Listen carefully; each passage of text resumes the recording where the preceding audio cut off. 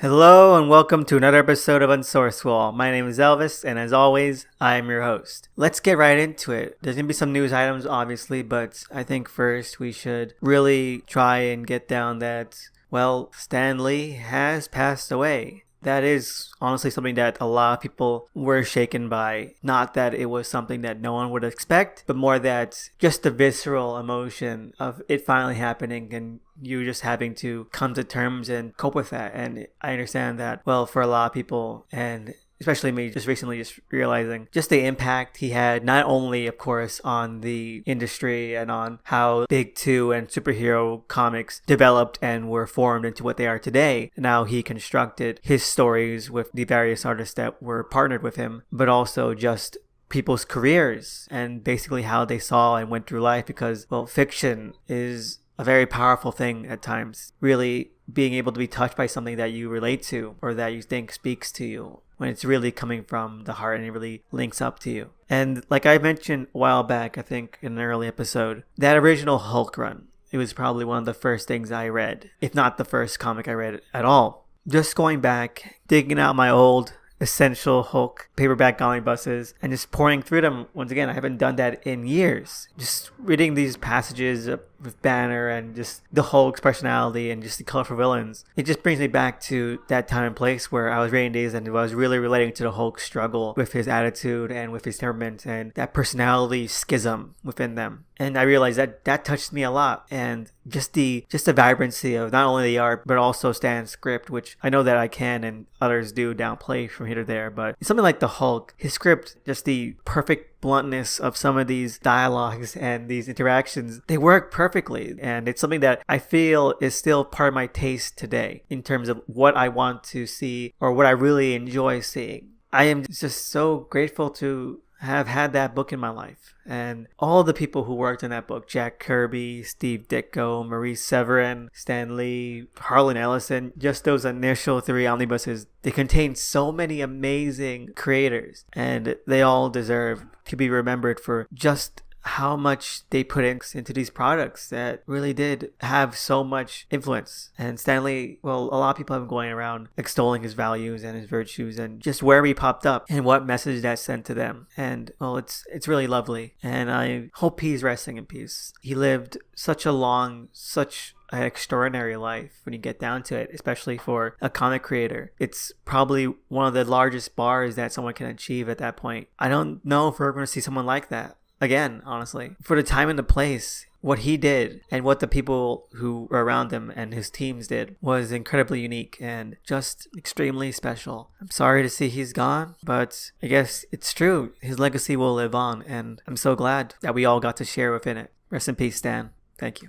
Alright, so let's move on into some movie news. It seems that the Morbius movie is finally in production, and Jared Leto posted a video of him shaving into different styles of goatees and facial hair as sort of like a funny, self-aware way of announcing it. And you know what? I'm actually kind of excited for it, and I don't know how they're going to play with it because I wish them the best, but I'm hoping to see just a little bit more. Fingers crossed. In somewhat interesting comic movie news, it seems that Cassandra Cain has been cast in the Birds of Prey movie, making it the most surprising addition since Rosie Perez as the Question, which I'm still reeling about. I just can't wait to see what they do with that. That's amazing. Apparently, the actress is named Ella J. Basco, and she's relatively unknown, having only appeared in small roles in single episode shows such as Grey's Anatomy, and I hope that they know how to juggle all these things. If they're really trying to move forward with this in a very lived-in universe like Suicide Squad tried to do, then I wish them the best with that, because that is an incredible risk given all these other characters they already have going on so far. But anyway, yeah, 2 thumbs up for that. I think that's going to be really interesting, especially since I wonder if we're going to see Lady Shiva then. Set up Lady Shiva for the sequel, because that'd be amazing, wouldn't it?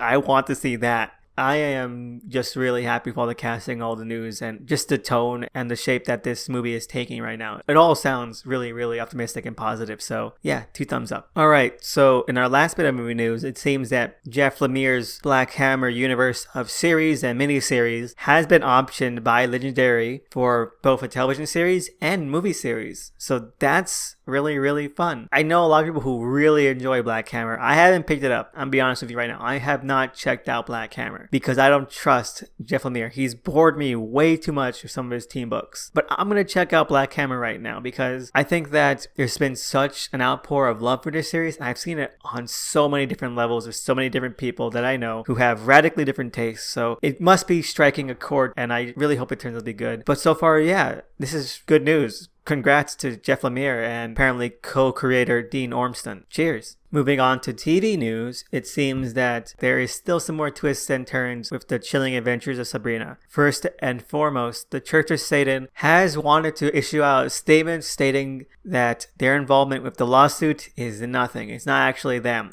It's the Satanic Temple, which I don't know the difference of, but I redact and I apologize for my assumption that it was the Church of Satan. That's what I heard. But right now, they're separating themselves and distancing themselves from this whole affair. And kudos to them. I still think it's funny, though. Even if it's another organization, I still think it's pretty hilarious. And speaking of Chilling Adventures of Sabrina, apparently it's getting a Christmas special. And they've released a couple of photos from this episode showcasing that it's not going to be an interquel. It's not going to be a side story. It's picking up directly where the first season ended, with Sabrina fully engaged in being a witch and having new demonic platinum blonde hair. So that's interesting, I guess. I'm guessing they don't want to waste the opportunity to actually continue the story given how flat and uninteresting the story was in the first season. So, well, congrats to them. Like, really, I'm interested in it. I think that it might be fun just to get around and do something a little bit more unique and hopefully a little bit more entertaining. I still stand by that the best parts of the first season were when they were able to let loose a little bit more, and which were extremely rare. Hopefully this Christmas special will allow the opportunity to really just be more carefree about everything. But yeah, it comes out December 14th, and I guess I'll be watching that and reviewing that when it happens.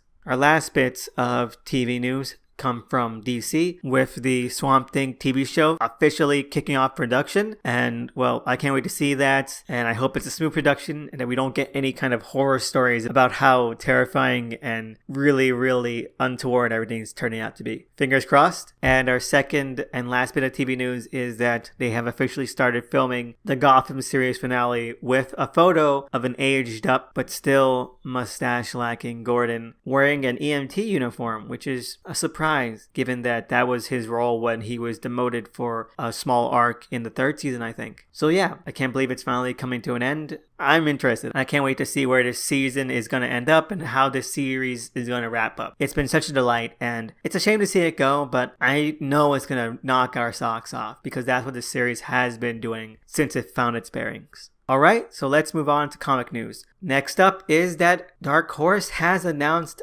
a Hellboy Day to celebrate the 25th anniversary of the series next year. It's going to be on March 23rd, 2019, which is the same month that the first original issue of Hellboy Theater Destruction came out. So yeah, it's fitting. And really, it's really interesting to see, especially now that they're winding down and finally closing out the original meta arc that's been running for these past 25 years. It seems like a fitting bow tie to all this, and I can't wait to just enjoy the day with lots of the other fans. I wish them all the best with it. I can't wait for this whole BPRD story cycle to end, and then I can just reread this entire thing from start to finish in time for Hellboy Day. And for our last bit of comic book news, we have the announcement of a Female Furies miniseries. The creative team has been announced as Cecil Castellucci and art by Adriana Mello. And I'm going to be honest with you, everything about this series so far sounds like a red flag. At least in just what I've been reading from the original statement and interview that Castellucci gave out. It just seems like it's going to take a lot of finesse and a lot of really steady handling in order to get quite right. And like I've always tried to say, I am not a purist. If a person wants to come in with a strong, individual, and radical new direction, I think that if they come here with that passion and with the skill at least, it can turn out to be something really, really special. And that's the case here. I've just been burnt so many times. I hope you guys can excuse me if I'm not ready to jump on the bandwagon with this Female Furies miniseries as of yet. But I do hope it turns out to be good. And after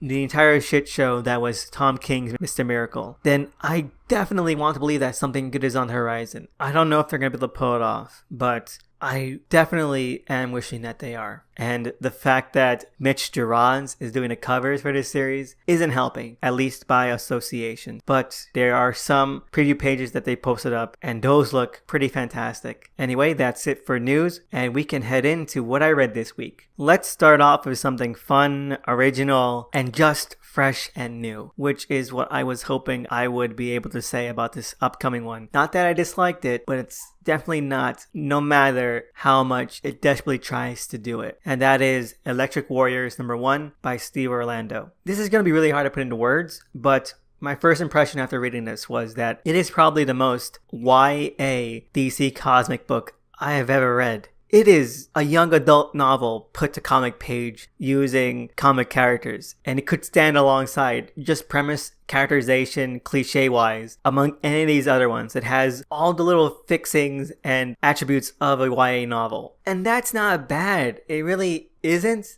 Especially in a book where you're trying to get fans of, say, older DC Cosmic or something more standard, Legion of Superheroes, or maybe even Commandy into this and to enjoy it. There's such a way where you could have written that where it does alienate those readers and those older fans. And I don't think it's quite there yet, but it's definitely a presence within this book. But it's all played in a way where you could see this being sold by Scholastic. And overall, the execution, like I said, isn't terrible. I don't really feel that much for the characters so far. They are very stock. They are very generic, and it's very bland. Especially for something with this kind of premise where you're going about saying that this is set between Commandy era times and the Legion of Superhero times. But it doesn't really take advantage of that visually or part of its story. In fact, it feels so far removed from either of these, it's really hard to reconcile the fact that this is what it's trying to be, because you have all this talk about how human beings only got recognized as equal citizens among the talking animals just recently. And you even see like a one panel flashback / cameo of Commandy. And the character's mother mentions that her sons don't even know what it was like to live under that sort of strain. And she does. But the fact is that they live in this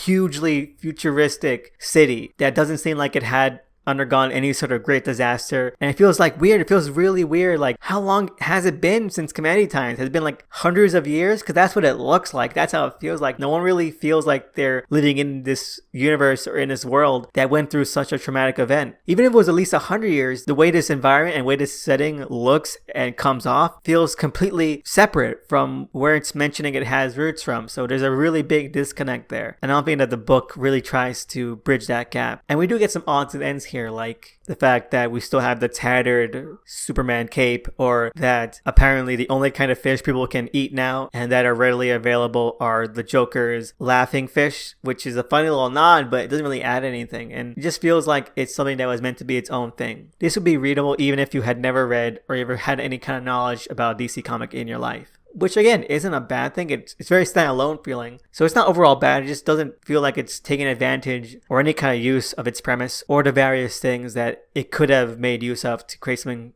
incredibly unique. But yeah, I guess that's one thumb up, one thumb middle. Next up, we have Hawkman #6. And I am still really enjoying this Hawkman series. I can't believe I slept on it for a couple months because it does hit a spot. It's not doing anything really special, but it doesn't really need to, because at least it has a clear direction of the story and where it's heading that you're just really having fun going along for the ride. I think that both Ray and Carter have so many little nice odds and ends and beats and interplay here that made these last 2 issues incredibly entertaining. And I wish that Ray would keep on with this series and join Carter on his adventures, but unfortunately that's not possible so far. I'm not quite sure though about this being #6. I don't think it really feels like a natural endpoint for, like, say, a first trade. It definitely means that someone buying the trade is going to get, like, a very unsatisfying kind of experience if they're expecting, like they've been conditioned to, a full story with 6 issues, or at least something that has a little bit more closure with 6 issues. I think that both Venditti and Hitch are really putting a lot of effort and work into this, so 2 thumbs up. And now we have Scooby Apocalypse #31, which once again seems to act like this series is going to end soon. And honestly, I really hope it ends soon. Not because it's gotten bad, but because this is finally last single thread that they have that could potentially wrap up the series. This is the only thing left. that they haven't touched, that they haven't developed. And if they don't end on this note, then it will have been squandered, honestly, because this is an end game thread that they've been holding in storage. I even asked myself, like, what happened to this thread 10 issues ago? Because they just kind of abandoned it. But now it's come full circle again, and we're seeing all these characters really coalescing around it. If they don't end it now, then it's going to just be really disappointing, because that just means that they're going to drag it out. And I'm not saying that this series should be so predictable and just should be so standard by numbers, but after a point, it does seem like it's just spinning its wheels, and it should take the exit when it can in order to end on a good note. And that's what this issue really does settle down. Okay, yeah, this is a grand finale scenario they're setting up, because one of the big surprises of this issue is that Velma is pregnant with Shaggy's kid. And it's so weird to say that out loud. And that's really something I want to take a little time to appreciate, because no matter what your thoughts on this series are, or its quality relative to the rest of the franchise, the fact that I can say that, then it'll go down as one of the most unforgettable entries in this franchise. It's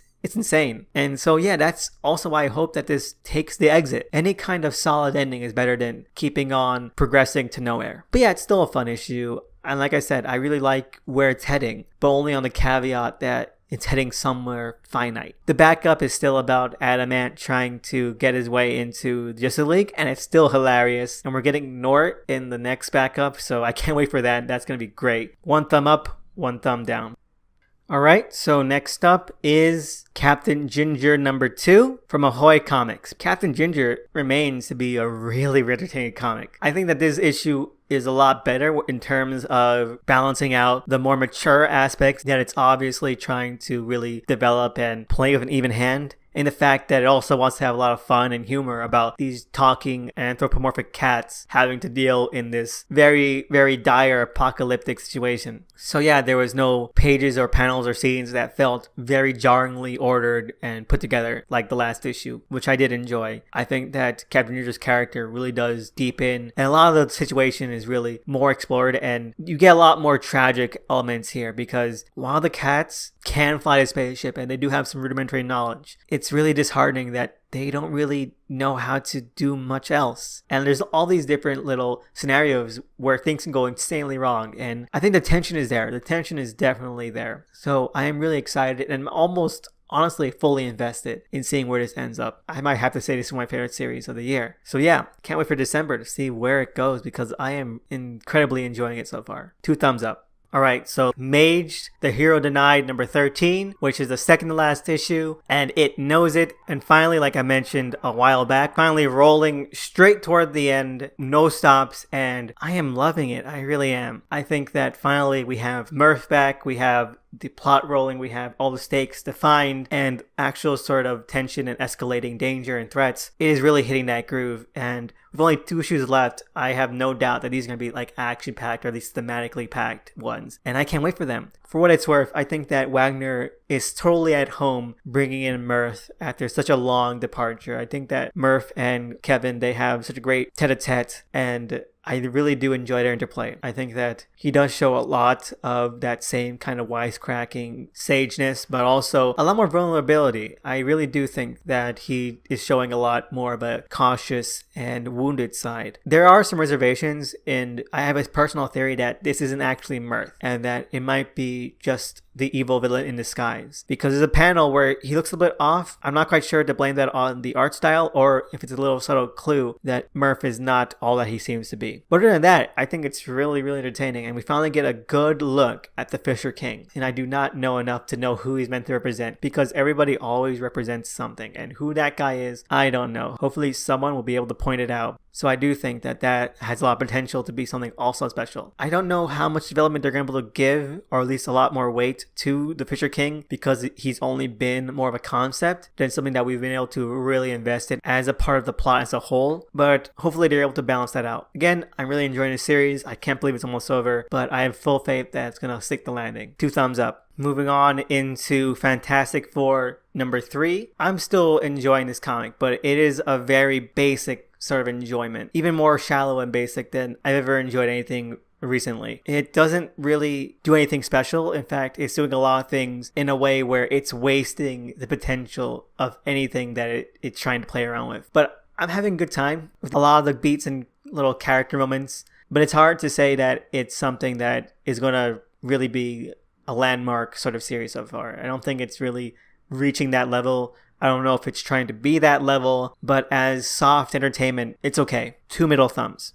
All right, so here we go with the very first review of a series that I have been waiting for since it got announced, since the creator started really actively doing their own work, and I am just incredibly drawn into this so far. And it is the dawn of Damn Comics #1 by Illuminated Comics. I'm going to post the links below like I always do for this creator. I think that they are doing some spectacular work. And Damn Comics #1 is no different, although I do have some thoughts on it. And I don't want to just say it's perfect and that's 10 out of 10 and that everyone should go out and try it out right now, because 2 of those 3 last statements are true in full. I just want to get off the bat that this entire package, this entire Damn Comics #1 from start to finish has an incredibly well polished look about it. There is no sort of sense that you're reading something that doesn't have so much work and effort and really a lot of energy and vibrancy put into it. Like, there is ways where sometimes you can read a comic and you can read, like, say, a collection of that comic and it just feels very slapdash, and that's not the case here. So point 1 to them, honestly, I felt like I was reading anything I could and hopefully one day can buy a physical copy of and be incredibly happy with the presentation. The stories as they are, we have another continuation of the Hero Maker storylines. I'm guessing it's sort of like Sundays and daily strips, if you're going by the old standards of, like, say, a Flash Gordon or Prince Valiant serial, where the Sunday storylines would be completely different and separate to the daily strips, which would be on their own storyline. And so when you have something like the Tap as app, which is also getting a Hero Maker arc, and then you have a completely different Hero Maker arc in the Damn Comics anthology officially, then I guess it's something you have to juggle, but it works brilliantly. It picks off exactly from where the original pilot issue ended off, with them heading to Gnome Island. And this is my favorite of the 2 stories in this. We have Hero Maker and then the first chapter of Now. And Hero Maker, it's not hard to see why I like this a little bit better, because it is already such an established brand in my mind. And I already am just incredibly entertained and honestly engaged by Hop and the Hero Maker himself, by their dynamic and just how they contrast. And just her in general is just a really fun, bouncy, and incredibly endearing character.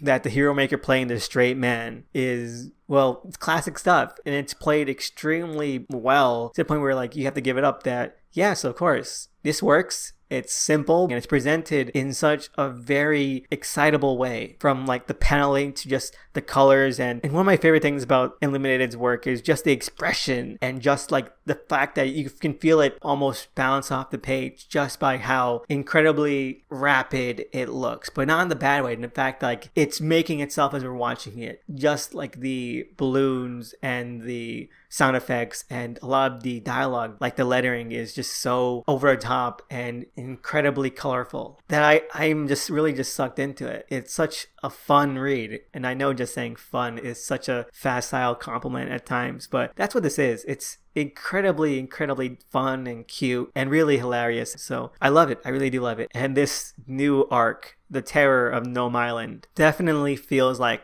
it's going to be a real roller coaster kick-ass ride to read. So yeah, definitely 2 thumbs up for that story in this issue. As for Now, I really do love the verve behind this one. I have no doubt that it's going to develop in incredibly unique ways, because of the pages that we have so far, of this first chapter, I struggle to really categorize it or even compare it to genres and other works I've read. It is definitely a unique vision, from the title even, Now, and just the presentation of these initial opening volleys, where you have what is really hard to parse down as what is going on with characters, time, place, situation. It doesn't really feel cohesive, but you're not lost per se. You're more intrigued. It's very intriguing pages. And that's really what this first chapter is all about. Interest and intrigue, and very mysterious. And that's something that I want to be a little bit cautious about. Like, I enjoy it because I was very much completely feeling all of those things. But it wasn't really until the very last page where it got me. It really did feel like, yes, you should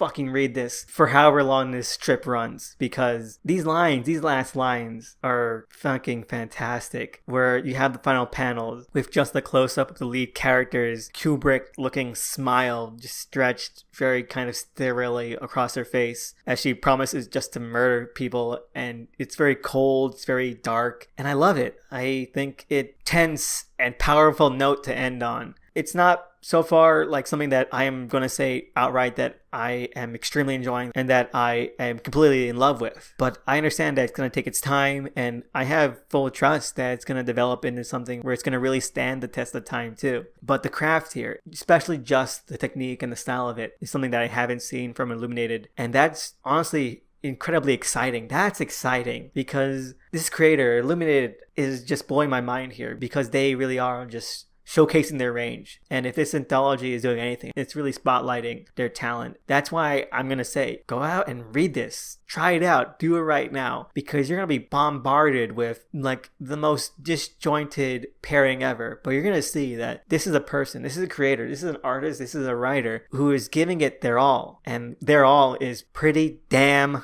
good. And I can't wait for the next issue. I really can't. 2 thumbs up. Alright, so finally we get to the very last comic, which I have been putting off, mainly because I don't want to talk about it. It's such a thing where it has really drained me a lot just by everything it did as a series and what it ended up amounting to. And that series, that comic, is Mr. Miracle, and this is my review of Mr. Miracle number 12. I posted some of this on Twitter as a thread, and I don't think there's any more I can say about it other than that. I might add a little thought here and there in the moment, but so far I'm really proud of what I parsed it down into. So I'm going to read from that, just because I don't have just the stamina to go into it again about just what kind of series this is and why it fails so hard at everything it set out to do. But alright, let's go. Mr. Miracle number 12. What can I say about this issue that I haven't said already about the rest of the series? It's lackluster, it's blunt, and it's incredibly shallow as an ending to a series that was nothing more than a sequence of very played out, trite events that were then also just superficial wannabe showmanship. I'm not sad it's over, and I don't think I'll ever see the appeal of this series. I just want everyone to know that I love the New Gods, I'm one of their biggest fans, but I'm also not a purist, and I did come into this with an open mind. I tried to give it, and every single issue that came out, even this one, I always tried to come in and see what there was to like with this one. And I'll be honest, this issue, the final issue, isn't the worst that this series has had to offer. I might hate this series as a whole, I might detest it, I might be disgusted by it, but I really did try and give it every chance I could, and I know it seemed to touch a lot of people, and if anything, that's one net good that the series did, I guess, engender by existing, that people were touched by it, and I've seen evidence of that all around. So congrats, that's more power to you. But for me, and for what I see as just so incontrovertible, the execution, the style, and the general wank that seeped through every panel and page muddled all the important, very, very hearty themes that it tried to play with. From identity to depression, complacency, trauma, imposter syndrome, parental abandonment, cyclic abuse, all these things that you could have really done such a deep storyline with if you cared a little bit more. All of it was lost because Tom King and Mitch Gerads focused more on shoddy, tricksy, and ridiculous writing and art gimmicks, all just to seem more clever and more cool and more modern than it really was. And in the end, all of that was for nothing. I know a lot of people will defend this by saying that it doesn't have to make sense, or it does make sense because they're gods, or that they're cosmic, or that they're metaphysical or unknowable. But all it boils down to is that they focused on creating a reading experience that was catered solely toward a superficial view of all the messages it was trying to impart. And you also have this other faction that goes that, hey, you don't get it because you haven't been through the trauma, or you haven't been through depression, or that you're not a parent, or you're not an adult. And no, maybe not all of those things, but I have been depressed. I have depression. I have been suicidal. I attempted twice. That doesn't make this automatically good that I can relate to it, because even if I can relate to it, the way it's written, the way it's it's depicted, all this stuff, yeah, it's like 4 pages of just random copy-pasted panels really mean that much to me? Does it really make me want to like say, oh my god, this is a fucking masterpiece? Just because the main character tried to kill himself and I also try to kill myself? Does that fucking correlate? No, it doesn't. And I don't know, just to go back to what my main points was, that it does try to handle all these things, but it's so shallow and so superficial that that's real harm. The real harm is that it does play everything so face front bits and not even with a little bit of finesse or care. And I should be more angry at this, I really should, but I'm not. And you know, it's only because the emotion that Mr. Miracle has really left me with as a series, now that it's over, is sadness and regret that the potential for this book was wasted. And what we're left with is a book that presents such an empty view at incredibly complex human themes, which is worse than if it was just bad. Because if it was just bad, we could write it off. But I'm not going to say that Tom King can't write. There's a lot of books he's done right now that will give you that impression, but I think he can write. The fact that he did it this way shows that, well, it's bad when it didn't have to be, which makes it worse. That he's trying to make this something that speaks out to all these different aspects of human emotion that are all about kind of trauma and emotional trauma, mental trauma, that it's done in such a hacky way. It hurts. It really does hurt. And I don't want to digress. And there's a lot of ways I can digress with this review, but like I said, there's nothing about this series that I haven't already said. And the way it ends too. And it ends in the most awkwardly bullshit way, because I know I've said I'm not a purist, but it ends in a way that is such a fuck you, isn't it? And I'm not saying that it ends in a narrative fuck you, because I know a lot of people will be like, oh, so it was all a dream or it's all imaginary. That's a spin in the face of the audience. No, that's bullshit. That's never been true. Something that's been a dream, you're there because, well, the dream itself is an adventure. What's the spin in the face? What's the real harm of this ending is that you take a character whose entire thematic core is that they're free, that they can escape, that they are able to move past their baggage, that they're able to really be untethered. That's like the whole point of it, isn't it? That you can look at this character and see that maybe you can move on, that maybe you can really fight another day, that you can find a way to live on despite what you've come from, what you've been through. And that's like hope, isn't it? That's inspiring. This series ends with it turning out that, well, Scott is dead, or he is in the ant-life equation. Either or, it doesn't really matter. And the fact of the matter is that he's trapped there. Well, he can escape, but he decides not to because he's made it better than he could ever make it outside his life. That he was depressed enough to take his life in the real world, and now that he's in like this hellscape, or at least this purported torture chamber, and that he's been able to influence it to be an ideal life where he's married happily with 2 kids, and the war of apocalypse is pretty much over, or at least in a stalemate again forever. He doesn't want to leave, and it's meant to be like some sort of rumination on how we can never escape our past traumas. But it's the most candid one, isn't it, when you think about it? Like, oh, okay, I guess that's a point. Of course we can never escape our past traumas, but we can learn to live with them. But the fact of the matter is that Scott can escape. It isn't real. Our traumas are real, though. If you're trying to make this metaphor about human condition, our traumas are real. They are literally inescapable. Scott can escape, and there's Barda in the real world waiting for him, apparently. We would hope. And the Barda he's with, the kids he's with, they aren't like actually there. They're constructs of either the afterlife or the ant-life equation that he's just choosing to prefer over the reality ones. He's choosing to wallow in his angst. And that's really a shit moral, isn't it? Fuck Tom King. Fuck him, you know? But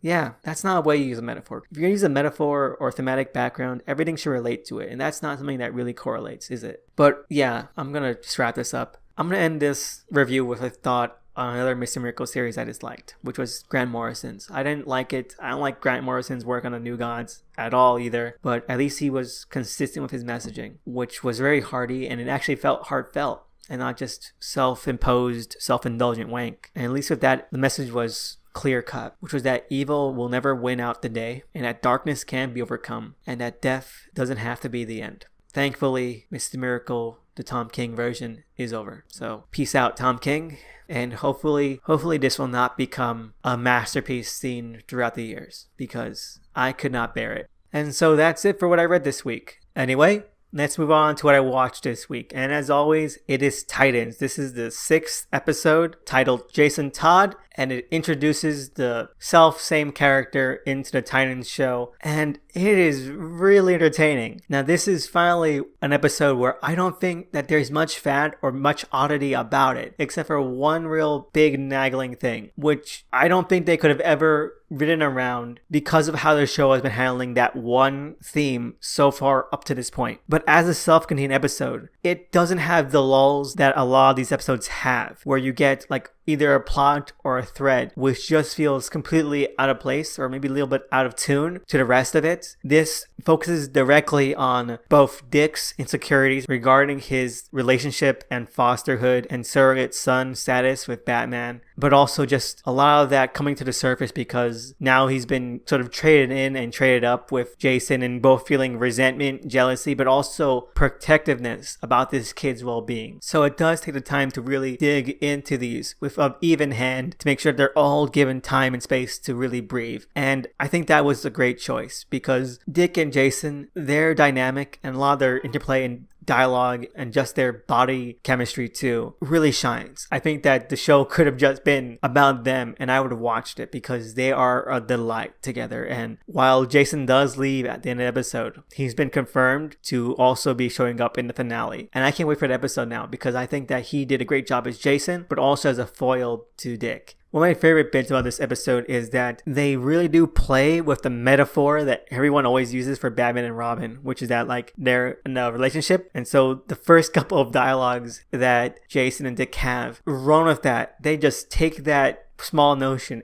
and they play it for as much humor as they can. I love the terminology and the way they speak to each other about Batman and about how they relate as Robins. Scream that. It's not even subtle. It is the most blatant thing ever. We have Dick saying Batman didn't waste any time, or asking how long Jason and Batman have been together. And it's perfect. It's really, really perfect. I just found that like a great way of dealing with this sort of situation where you're confronted with how you might be processing the emotions of now being distant with someone that you did have such a close bond and emotional tie with. And even if it's a little bit winking at it, bringing in like the emotions tied with maybe even a romantic relationship was the smart move. It does make Dick seem a lot more vulnerable. It does show that he is very kind of fragile and that he's still not over this breakup. A lot of it is trying to just get his own power back. This episode is all about him trying to finally see who he is. He's trying to pick up the pieces, and in this episode, he finally puts that picture together. And it really does have such a great core to this episode, and I really enjoy that. I think that this episode really did speak out a lot, which is why that the one thing that really does stick out and naggles a bit sticks out so hard, because it does ruin the undercurrent a bit. And it's that one of the things that makes Jason such a great foil is that he is a lot more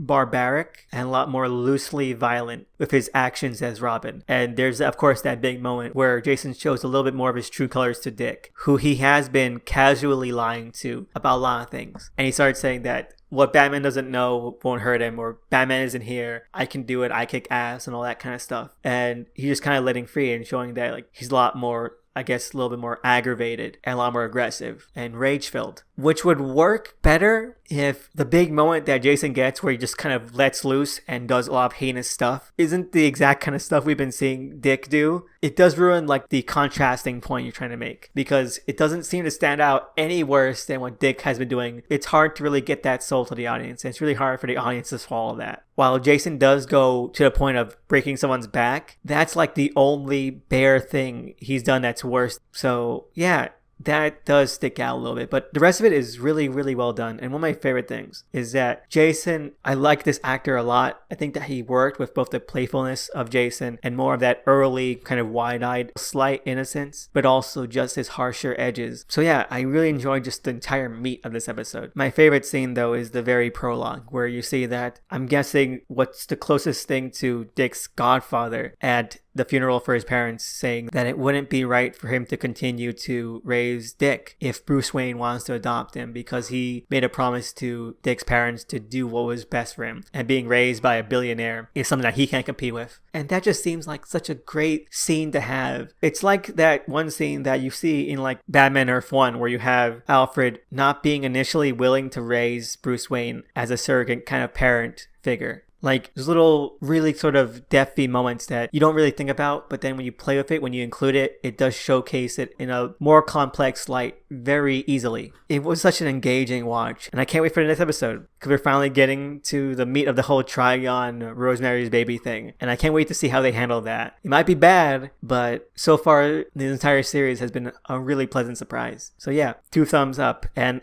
MVP of the episode goes to that Godfather. Learning that Dick was Robin and then asking him if Bruce Wayne knows he works with Batman.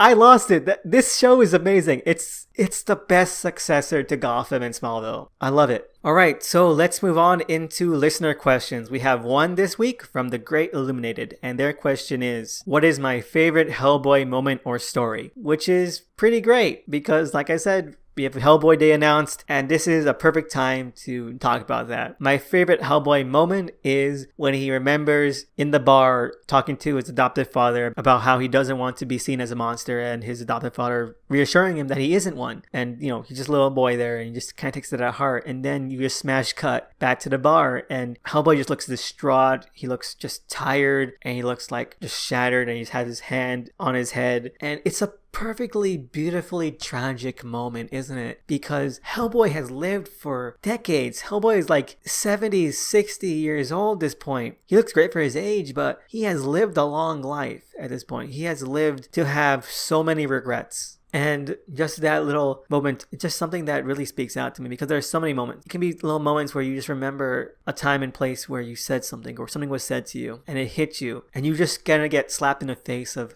how things have changed and how things have turned out. And that's what I love about that moment. I think it's one of the most powerfully human moments of the series. As for my favorite Hellboy story, honestly, I'm going to go with a very simple one because there are so many great stories. And I think I've mentioned it, but I did buy the 4 omnibus collections and I did read all of them just recently. So I'm going to go with one of the ones that is just fresh in my mind as just incredibly fun of the main Hellboy stories, which is the vampire wrestler one. That was fantastic. It was amazing. Kazmataz and just the luchadores. It was pretty fun, and I really do enjoy Richard Corbin's Hellboy art. I think he's one of my favorite, or maybe my favorite artist I've seen work in the Hellboy universe because I do enjoy Mignola's art, but I don't think he captures the feel and just the two-fistedness of the Hellboy tone as much as Corbin does, because Corbin captures it like that. It's amazing. But yeah, thank you for that question, Illuminated, and I hope that my choices weren't pleb-like. I don't know how big you are into the Hellboy universe, but if you're an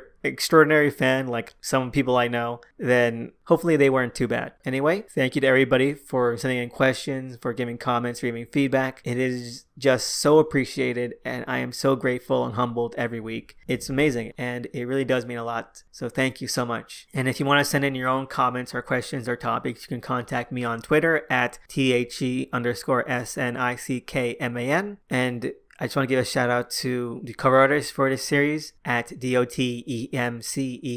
I think that they're fantastic and you should really check them out. All right then, so thank you again for listening. Without you, there'd be no show, and I am so grateful. But see you again next week, and we'll be talking about Thanksgiving. And so I'll be posting about a personal question on Monday, which will be tying into a special Thanksgiving episode. So see you then, and have a good one.